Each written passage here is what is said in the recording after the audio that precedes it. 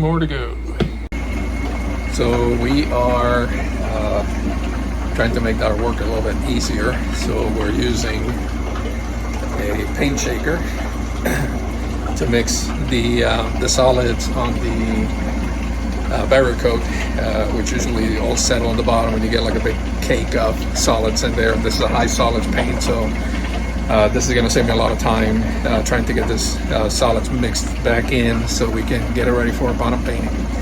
So I have 4 gallons to get about 2 coats today. Throughout, I have a little bit more prep work to do, but that's what we're covering today. So last part before we get wet.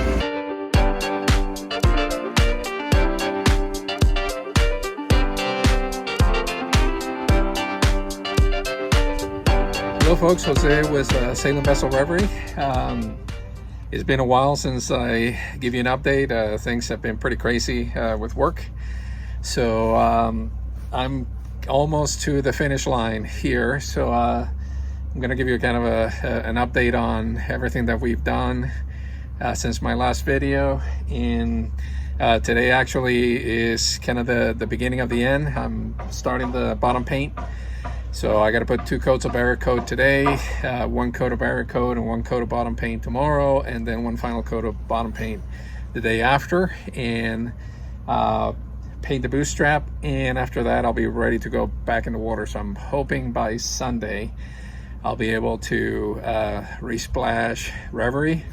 Yes, it's been a long road, but we're almost to the end of it. So this thing should start getting fun from here on out. So let me show you real quick what we've been doing on the boat. Before I show you everything we've done, I want to give a big thank you to Tim, Dennis, Andy.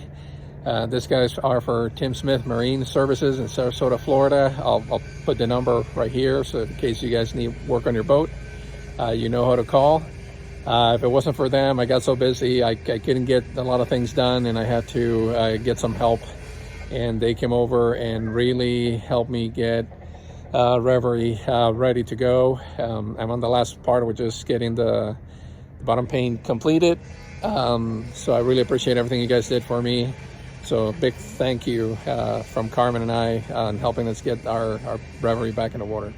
So let me show you everything that has been completed since our last video. That's a lot of work actually has been done. So let me show you. Okay, if you recall, this was banged up from, I guess, the boat being loose, or, you know, the landing on the seawall was a little rougher than the previous owners wanted. So there were some chips in there. So we grinded this out and fair it back up. And Tim actually was able to match the gel coat. A lot of kudos for him. You can't even tell the difference. So that is beautiful. Personally, I was to the point that I was just going to put a nice blue racing stripe in there, but Tim talked me out of it, and we just repaired the gel coat and it looks fantastic. If you notice, there's a lot of shine on the hull. I had Miguel Suarez come over and give me a hand. He buff and wax the hull and actually came out pretty good. You can see the shine all the way through. So there was a lot of life on the gel coat, so that was a big positive. So as I'm starting here on the port side, I'm going to show you below. If you recall, this boat had 2 transducers, Data Marine. So I took them out, got a stainless steel through hole for the BNG, and that is a 3-in-1. So I don't need the second through hole. So what we decided to do is repurpose it as a water intake, and that is connected to a manifold up on the boat, and that is going to feed the air conditioner, the head, and a rinse pump that's going on the anchor locker. As we go through here, you can see that we took care of the keel smile. We got that repacked. The bolts were retightened. Thank goodness all the bolts were in great shape, so that we're able to retorque them to the proper torque pressure. And this got refilled with 5200, and we glassed over it to seal it up. that red dot you see right there is where the pivot pin for the centerboard comes in, and there's a plate behind that that's foam packed, and that was fair, so we can then paint over it and it's going to look fantastic. So our keel is in great shape. You can see the centerboard peeking out right there. I'm sorry I didn't get videos of that, but that was another labor of love for Tim, not for me. So we replaced the pennant. We use Dyneema for the line. We had to replace the line that goes inside, and I'll show you that a little bit later. But these two through holes you see here, one is for the shower sump pump, the other one is for the bilge pump. So those, they were in good shape, so all we did was pull them out and rebed them. As we continue to move out, if you remember, I had that old crusty brass through hole. We had to grind those out and replace everything with Marlon. So that is our drain in the galley from the galley sink. Coming back, I don't know if you remember, but there was like a white line and a bunch of tape and stuff, so we took all that out. This is the original boot stripe on this boat, and we're going to repaint that with oil grip after we get the bottom done. Back here, if you remember, we put a new shaft strut, which is stainless steel, new colors bearing, new shaft, and reset. Everything is painted.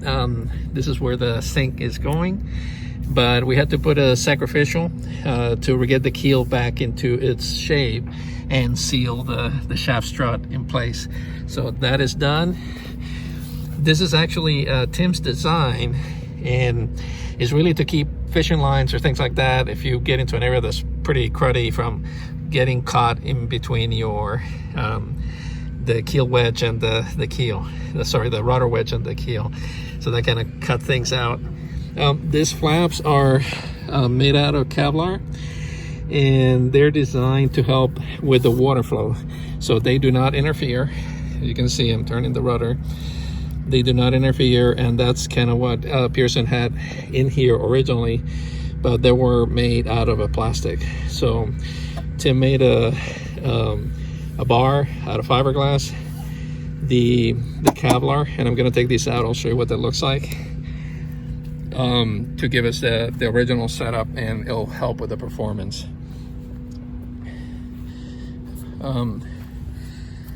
Over here we re-glassed the top of the rudder. If you remember, we had to cut this and get it right so we could turn the wheel completely and not have it touch the hull. So it's now stopped by the stops inside the quadrant, which is the way it's supposed to work. So coming around the starboard side, right there, we have our intake for our engine. So also Marlon setup. We went with 4-spar, so we have Marlon ball valves and Marlon through holes throughout. So no more worrying about electric problems eating up the metal under the boat. Here's the other side of the keel. So one thing you notice, those two little black dots, basically those are holes where I can pin the centerboard. Should anything ever happen or the mechanism break that pulls the centerboard, we can get rope underneath, lift it up, and then we can put a bolt through there to pin it. So then coming back this way, we have our this is our head sink drain, so that's taken care of. And over here, this is the drain for the air conditioner, and that one over there is the drain for the anchor locker. And then under here, here we go, that is the dump out for the head when you're 3 miles out. We also replace that. And over here, port side, it's by using this big hole as our water intake, we were able to close the previous water intake for the head. So basically eliminated one hole on the boat, have one hole that's multi-purpose, and is gonna give us everything we need to get back on the water. So that's the walk around of everything that was done below. There's more that we had to do inboard, and I'll show you that in a little bit. Right now, I gotta get going with the painting. So for my boat, what was recommended is to use the Interprotect HS, and it's a 2-part epoxy barrier coat. It's a high solids, that's what the HS stands for, so it's gonna go thicker, which means that you're not gonna need to do as many coats. Basically what it calls for is 3 coats. If you put more than that, they say basically you're wasting your money. This is gonna do such a buildup on the hull, and the way the HS Protect, it creates like tiles. So as you put the coats on, it creates tiles so it doesn't let the water find its way to the hull. So it's basically a 2-to-1 mix. What they recommend is you mix the whole thing, and using a tray with a liner, 3/8 nap roller with a stick. So I'm gonna get things ready, mixed up, put gloves on, put my respirator on, and kind of get started. So let's see how this goes. All right, first off, I got a mask with tape, the line, and the stainless steel through hole. So to save me a little bit of time, I'm using the white painter's tape, and I'm gonna go all the way around the boat, put this in, and then we can start getting ready for painting. Wow, okay. I just put the first coat of barrier. It actually went pretty well. It actually only took 1 gallon. I was expecting it to take 2 gallons. I still roll it pretty thick, and it took basically just 1 gallon to get the whole bottom done. So I'm gonna let it dry for a couple hours. I'm gonna get out of here and cool down, get some water, and come back and do the second coat, and that should be my wrap for today.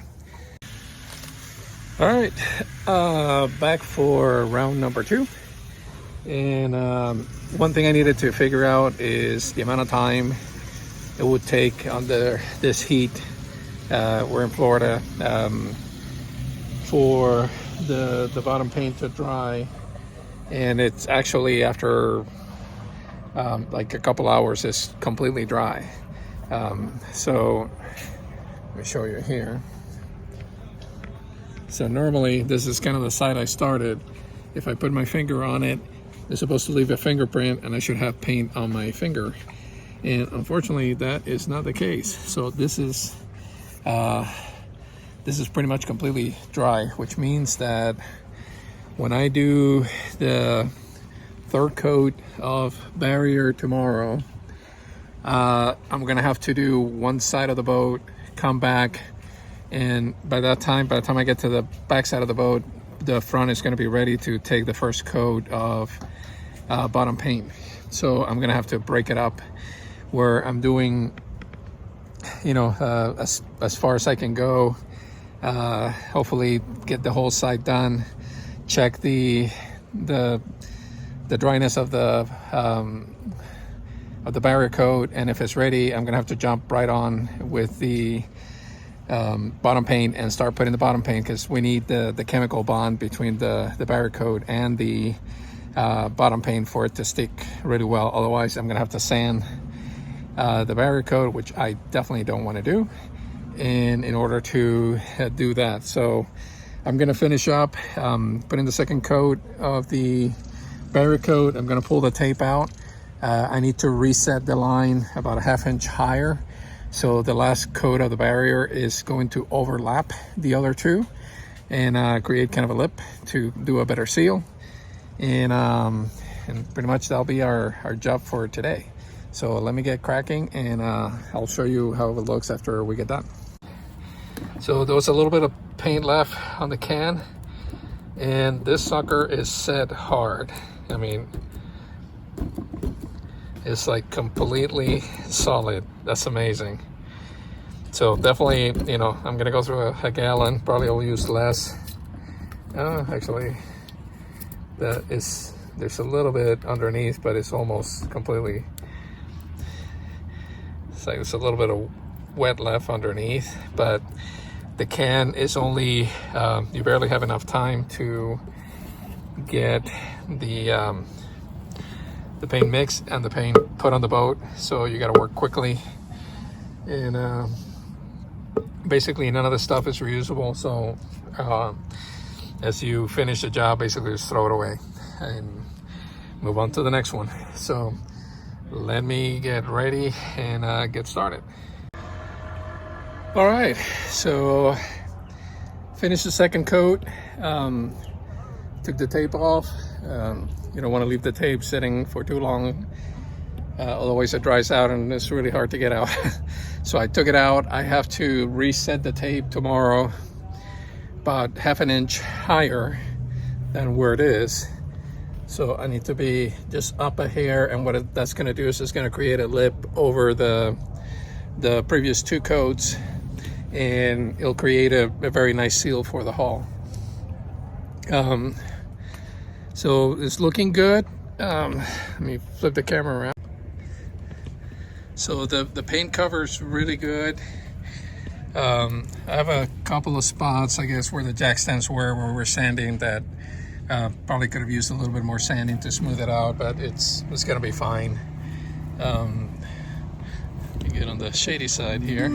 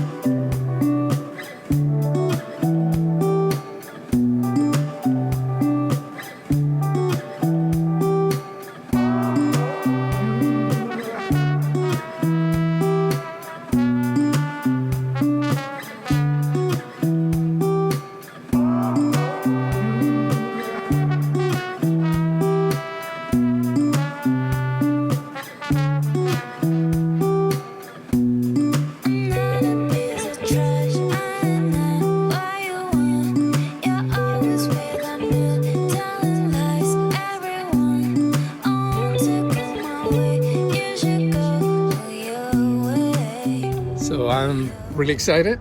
This has been a labor of love to get this boat done, but I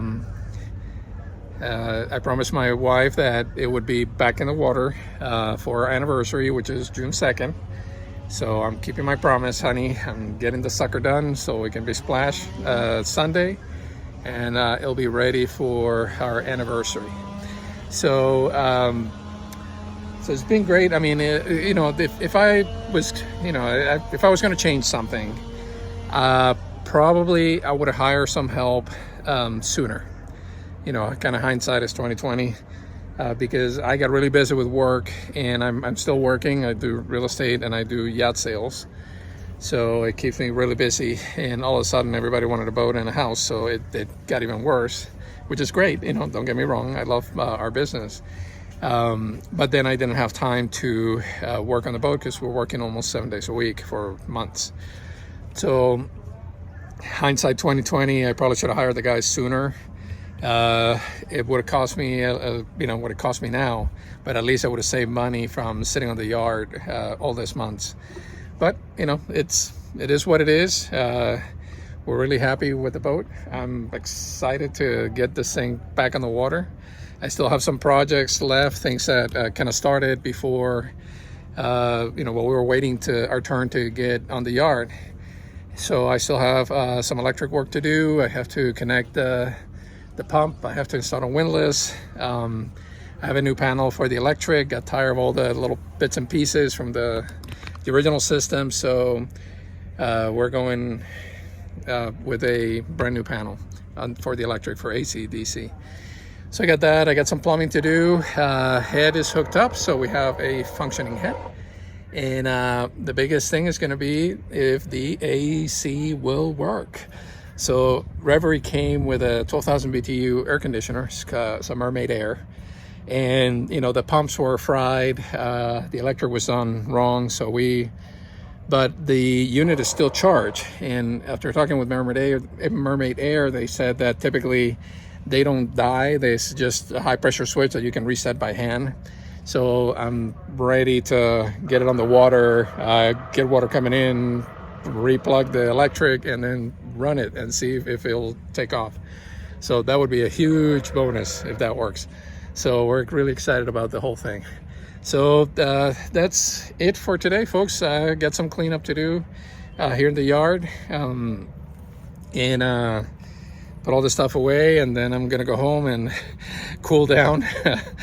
It's pretty hot here in Florida, and I'll be back tomorrow to finish up the job.